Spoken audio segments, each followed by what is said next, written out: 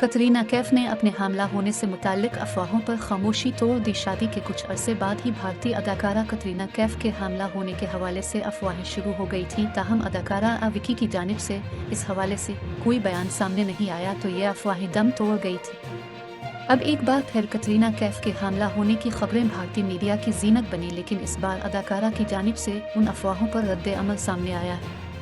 ई time के मुताबिक कतरीना कैफ ने अफवाहों को रद्द करते हुए अपने करीबी दोस्तों को बताया कि मैं अभी अपनी फिल्मों की शूटिंग खत्म करने के बाद ही बच्चे की मंसूबाबंदी करूंगी। भारतीय मीडिया के मुताबिक कतरीना कैफ इस वक्त टाइगर 3 की शूटिंग में मसरूफ हैं, जो दिवाली के मौके पर रिलीज होने वाली है।